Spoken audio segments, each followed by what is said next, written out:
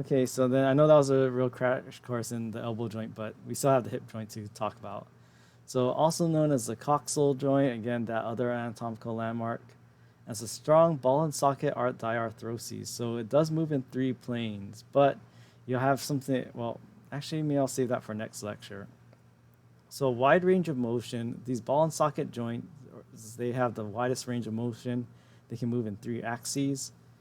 And you have many ligaments of the hip joint. So here are the ligaments: iliofemoral, pubofemoral, and ischiofemoral. And again, this is why you need to know those. And even though you have the overall hip joint and or hip bone, the coxal bone, thing is that you have the pubofemoral ligament. Do you think that's anterior or posterior? Well, again, is the pubis in the anterior or is in the back in the posterior? So we're looking at the anterior view, and remember your pubic bone is in the front. So the pubis is here and it's attaching to the femur. So hey, that ligament is named just like the other ligaments we talked about. It's named after the bones or bone markings. And the iliofemoral ligament, hey, where's your ilium? That part up here, right? So then the ilium is going to attach to a femur via the iliofemoral ligament. And now we're looking at the back of the hip joint, and what we see is now this ischiofemoral ligament. Remember, you have the ischial tuberosity. That's the part you're probably sitting on if you're sitting down right now. So between the ischium and the femur, we have the ischiofemoral ligament. Now, are those the only ligaments? So just like the shoulder joint, you have ligaments that wrap around the joint, but you also have ligaments within the joint itself. So that acetabulum is kind of analogous to that glenoid fossa or glenoid cavity. Thing is that you have all these ones wrapping around the hip joint. Now let's look at the inside. So you have a transverse acetabular. So notice that the articular cartilage of the acetabulum is not quite, it's C-shaped, but doesn't form a complete circle. So this transverse acetabular ligament helps to span this notch right here and kind of complete that cup of the acetabulum. And you also have the ligamented teres. So it's cut here, but what it does is like attach from here, and this little part kind of gloms onto the head of the femur. So it kind of helps to kind of hold it in place as well.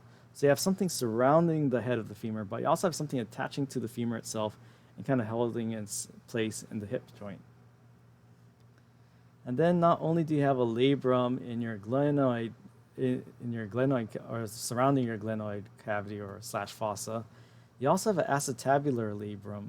So again, this is dense fibrocartilage that helps to not only like deepen the socket, but also helps to secure the head of a ball and socket joint in place. Again, just very similar. I think like, was it? I think like, I kind of think of it.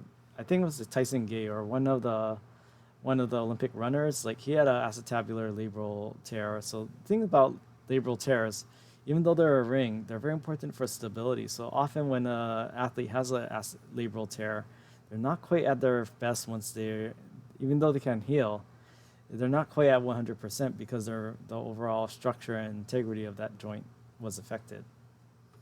All right, so let's get to the knee joint. The knee joint, very complex, but I'm going to give you an overview in the time we have left.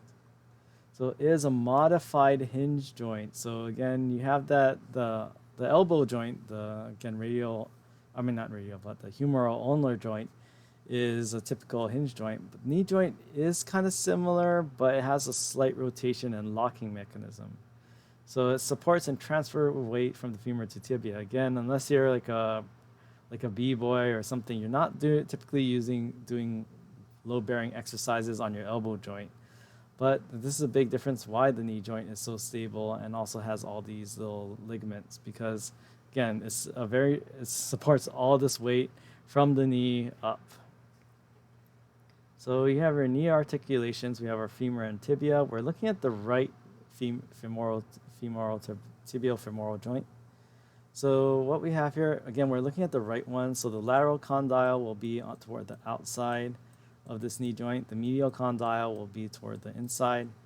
And you also have the patellofemoral. We don't see the patella here because, again, otherwise we couldn't see these ligaments and all these internal structures. You also have something called medial and lateral menisci. So these are fibrocartilage pads. Again, remember, fibrocartilage is that collagen-rich, the toughest type of cartilage in your body. And even though it looks like they're just like a big, sort of like like a big disc right here. They actually kind of look like two C discs if you look at it from the top.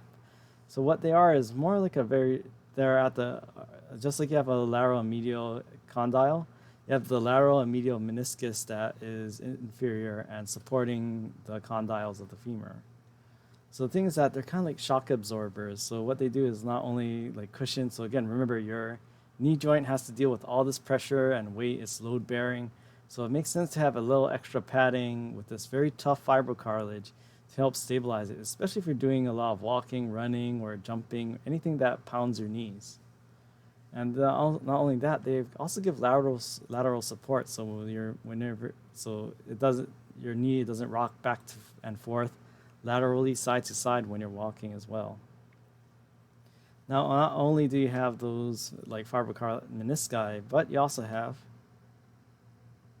so you have many ligaments.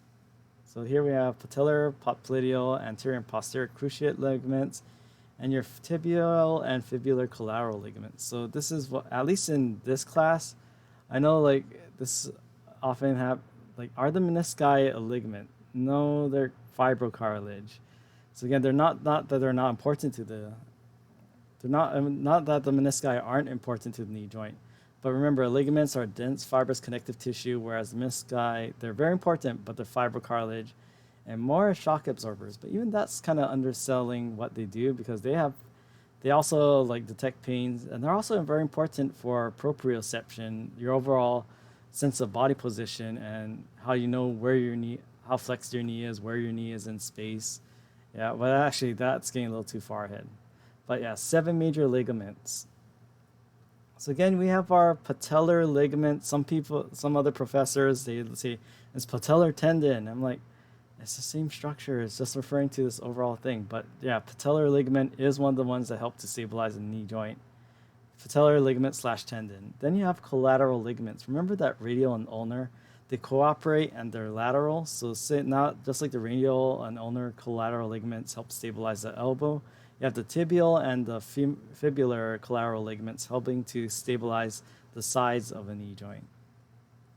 And then you have popliteal ligaments. They form this kind of like X. Remember, popliteus is the back of the knee.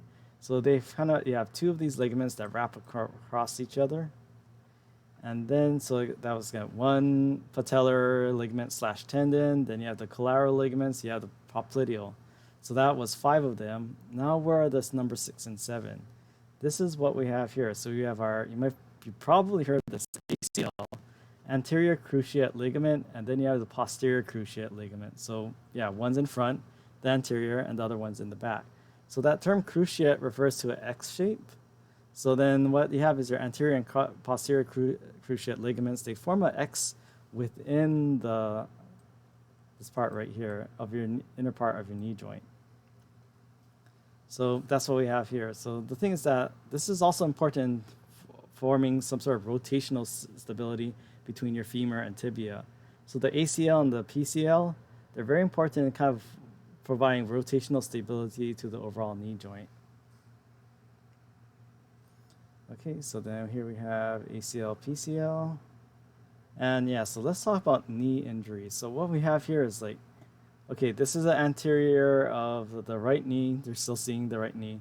But maybe you would see this if like someone's playing football or American football, and then they kind of get pushed that way. So again, your knee isn't supposed to work like a hinge for the most part. But what if it goes like that? Well, that's why you're seeing all these ligaments being torn. So maybe for a contact sport, you might see that. But let's do a quick top hat question. All right, so who is more prone to ACL injuries? Females or male athletes? Okay, let's see how everyone did. So more people said, 32 of you said females, 21 of you said males, and women are generally more prone to ACL injuries. And why is that? So they are more prone to injuries. So here we have them playing the same sort of sport, but women and females are more prone to ACL injuries. And why is that? Well, it's due to anatomical differences. So here we have 2 different anatomies of knee joint. So what we have here is that women, on the most part, in general, due to women in general having more broader and flared hips, what we have is something called genu-valgum, or being knock-kneed. So women on the overall tend to be knock-kneed due to the wide hips and more inner displacement or inner placement of the knee. Thing is that if they do a sport where there's a lot of jumping or a lot of shock absorption, if they're knock-kneed, then they have also the feet displaced this way. Thing is that when you do that, it already causes some sort of pre-rotation to the knee. So especially for soccer, where there's a lot of cutting and like planting the foot and twisting of the knee, that's going to produce additional rotational stress. And what happens if you do?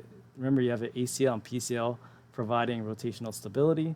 So if you're starting to twist it more and more, these can pop due to all that rotational stress. And if a man's knock-kneed, yeah, he's going to be more prone to knee injuries than a man who's bow-legged or has a less knock-knee angle of being knock-kneed than that. So again, this is why women in general tend to do ACL injuries. There are other things as well, like this part right here, less developed muscles. So often when someone has joint stability issues, that's why another way besides just like healing, allowing time for those ligaments and tendons to heal, you might want to develop the muscles that help to stabilize that overall joint. So that's why with the rotator cuff injury, common thing to do is all those rotator cuff exercises. I know like a lot of guys who go to the gym, and I'm not gonna lie, okay, we focus on the superficial muscles, but rotator cuff muscles, like, do you ever go to the gym and say, nice rotator cuff, brah? But the thing is that the rotator cuff is very important to the overall stability of that joint. So again, this is why it's important to do that, especially if you have shoulder injuries or problems with your shoulder. Again, kind of by strengthening those muscles that make up helps to stabilize these joints. They also help to make it more strong, and that's why it's also important, not just ligaments and tendons, but also muscles as well. Okay, so I think we're out of time. Okay, so I think Wednesday will be where we should finish joints then, and then hopefully get into muscle tissue. Muscle tissue is kind of a beast, so yeah. Dumbbell, oh yeah. Yeah, bench press kills shoulders if you do them wrong. Yeah, so this is why it's like not only important, it's not just about the muscles you can see, but also the muscles that help with the overall function of a joint, or just the overall stability and the movement as well. So they're all interconnected. It's not just skeleton, it's not just ligaments, not just tendons. Muscles can help as well. Okay, so it's 2:20, and thank you for tuning in on Monday. And I know some people, actually this it never fails. Like every time there's like Indigenous Peoples Day / Discoverers Day / Columbus Day, everyone always asks if there's a holiday. I forgot when, but Hawaii, we exchanged Discoverers Day or Indigenous Peoples Day for Martin Luther King Day. That's why we don't have a day off in October. So October is always kind of a tough month because there are no 3-day weekends, all right? Okay, so see you on Wednesday, and yeah, so joints on Wednesday, and it looks like people are helping each other out in terms of there are many ways to take notes, and I have to look that up too. But yeah. All right, so take care, stay healthy, see you on Wednesday. And I think I don't have office hours. All right, I do have office hours. I don't have anything that overlaps with office hours today for once. All right, so thank you, and see you if you're hanging out at 3.